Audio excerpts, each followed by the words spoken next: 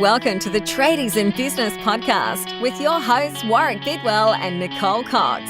Divert your phone and grab a brew as Waz and Nick unpack tips, tales, secrets and stuff-ups from guests both inside and outside your trade, helping educate and inspire you to break the cycle of gut-busting and money stress and create a true trade business. Good morning, good afternoon, good evening, listeners. Good night. You forgot good night. Just covering all the bases, guys. Hello at 2 a.m. Wonder if anybody listens to us at 2 a.m. I listen to a lot of podcasts in the middle of the night. If I wake up, my brain is tickering, I put a podcast on. Generally, it's a Conversations with Richard. No, what's his name? Feidler. Richard Feidler? It is Richard Feidler. Generally, it's conversations with him because I like the people's voices and it takes me off to another land and I fall into dreamland, which is where I really want to go. So I can't imagine maybe some of our silly ones, but not our serious episodes, surely. Yeah, I can't imagine that would help anyone go to sleep. Although maybe, I talk so much dribble that it just... what? Oh, Woz was talking. I tell you what, I won't be listening to at 2 a.m. will be the sound of our voices. Thank you very much. I have to force myself to listen to the odd episode just to make sure they're actually uploading. Yes. I often listen to a snippet to make a audiogram or whatnot, but I couldn't listen to a whole one. It would really suck if we had this cracking episode and no one else got to hear it, Coxie. Somehow I feel like that's going to happen one time. I'm going to knock on wood and hope it's never with a guest. Let's hope it's only ever with you and I and we can duplicate. But anyway, we're not here to talk about our dribble at 2 a.m. We are here to swap talk comics. To you. Comics? Not swapping Art comics? Books? No, I think that whole thing about getting the podcast to upload, we have some very good tools that we use, Coxie, to make sure all that's happening. Oh, bada boom, whatever. They're getting worse, my segues. But it did get me thinking about our tools of trade. For us, we have all this cloud-based podcast hosting software and editing software. And I'm sitting here, I've got a trackpad, I've got a mouse, I've got two screens, I've got a microphone. Like, these are the tools of our trade sitting in our offices. And I think one of the challenges for certainly our clients, but for you listeners, is sometimes to wrap your head around the fact that as a tradie, essentially, you have tools of your trade. You've got physical tools, circular saws or caulking guns or Stanley knives or whatever the heck it is, right? And you automatically think of those things as tools of your trade. But as a business owner, you've got to start to think of other tools. And they're tough because they're these weird intangible things, Coxie, like, cloud file storage. What the hell is that? Well, that's as simple as Dropbox or Google Drive so that you can have one version of a spreadsheet instead of three different versions floating around. You get the wrong numbers because you opened the wrong one because your missus didn't tell you that she'd done some work on it and you didn't think to ask either, you dum-dum. So, it's like you have these tools that actually make running a business easier, just like certain tools that I don't have in my garage, and I always lament the fact that I have just the fundamentals and the rudimentary tools in my garage. It's like, it'd be so good if I had one of these things, but I can't justify $50 at Bunnings to buy a particular tool if I'm welding or something like that, because, you know what, that'll be the one time I use it in the next 10 years. Tight ass. Yeah, I'm a tradie, Drew. Like, I come from a trade family. You don't spend money on something. I don't know. Every builder I know has got 6 wheelbarrows, and we've discussed this before. So they're pretty happy to spend some money when they need to make life easier. Yeah, I think some people have wheelbarrow fetishes. Apparently, my backyard does. There's still 3, and we haven't built for a long time. Look, my point to that, what you're saying, would be to use a hammer as an analogy. Why would you spend all day hammering nails into a wall when you can go and buy a nail gun, and it's done a quarter of the time? So I guess as business owners, not only do we have to have tools of our business owner trade, but we need to have effective, efficient tools that we can be using. So it is a constant upgrade. Like anything, we evolve within our business. So our tools need to evolve with us. For example, if you're still using a laptop that you bought 10 years ago, don't be a tight ass. Go and buy a new one. If you don't have a reasonably new mobile phone that talks to your computer, go and buy one. If you're not using bookkeeping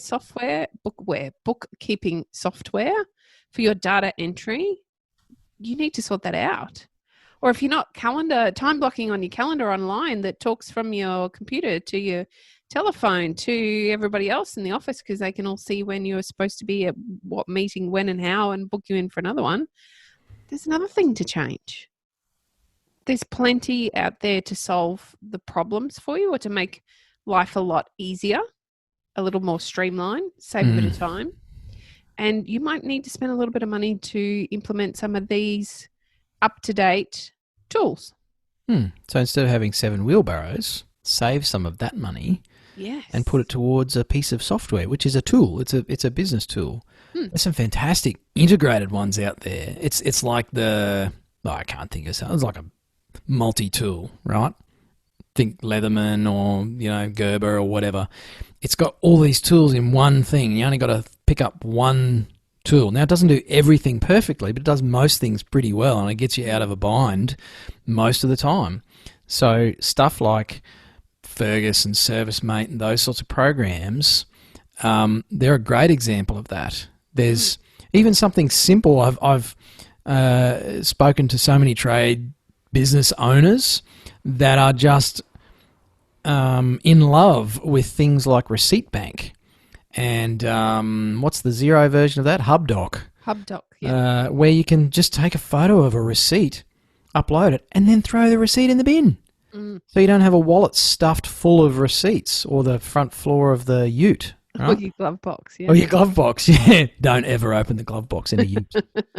It's a good way to see what sort of person you're dealing with. The vehicle owner. Isn't it's that like, true? check in the glove box. So yesterday I was asking them whether do you like burpees. Today I'm going to ask my new potential friends, do you like burpees? Oh, and do you mind if I check your what's in your glove box?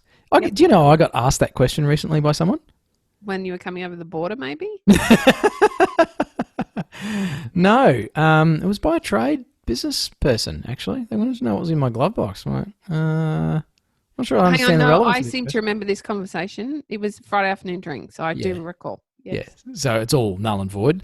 But there's tools of trade for business that, you know what, I actually think it makes it a lot easier than some of the tools you buy in your trade. Right? They're designed to be easy to use, quick to learn, simple to set up. You might not think that when you think about bookkeeping software or job management software or anything cloud-based, just spins a lot of people's heads around. But when you sit down and have a look at it, what a lot of our community find is that they're actually a lot simpler than they thought. It's like, actually, this is not too bad. It's like anything new, it always looks a bit scary until you've spent a bit of time getting familiar with it. Absolutely. So I guess I just wanted to give a bit of a nod to tools, not you listeners, but the... I was about to say, hang on, are you calling our listeners tools? But the ones you use, and I suppose continuing perhaps a little bit of a theme that we talked about with the Silver Bullet episode, is if you want to be a business owner rather than a self-employed tradesperson, and I'm not making a judgment statement on either because either one has its merits, but if your choice is to be more towards that business owner where you're running a trade business and less about that person who is a busy tradie, still making some money potentially, then you need to get familiar with the tools of your new trade, which is business. And there are business tools out there that can make your life a heck of a lot easier around marketing and finance and systems and all that sort of stuff that probably sounds scary, but is actually a lot easier than you think. So that's a perfect segue into our tool, Warwick. No. Thanks, Coxie. So our tool for you, I suppose, would be our Trade Desk dashboard. It contains all of the I was going to say systems, but it doesn't. That's what you create around it. But it creates all of the information and the templates, flowcharts, other tools you need to create some serious change in your business.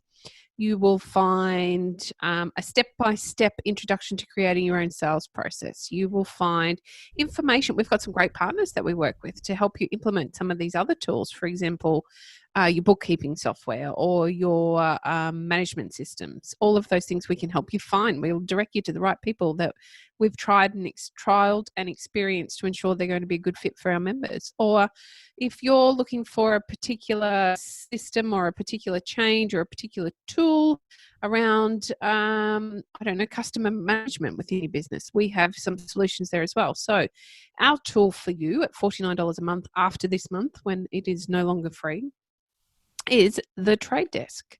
So you need to come and find us on Facebook, or you can go to www.tradiesandbusiness.com.au, have a poke around there, find the Work With Us page. You can see all of the options. It's not the only option that we have, but it is our, starter option. So you can dip your toe in the water and see if you actually want to work with Warwick and I. But have a look, have a read, tell us what you think, ask any questions you might have. There's a few apps, because we have tools on our website. There's a few tools there in which you can ask us a direct question if you require some answering. And you can even book yourself a 15-minute session with Warwick and I so we can talk you through what might be the best option for you in your business right now. And again, I've hijacked and barely taken a breath. Off we go. You should go on road trips more often, Coxie. I do love a good road trip, and my ears were pretty sore when we got home, but maybe not as sore as my vocal cords. You're saying the builder can actually chew your ears a bit? Oh, he can. Yeah, he's a little like you. When he gets on a thread, off we go. It'll unravel, and before you know it, I don't know, we've solved the world's problems usually. Until you get home and realise that they're all still there.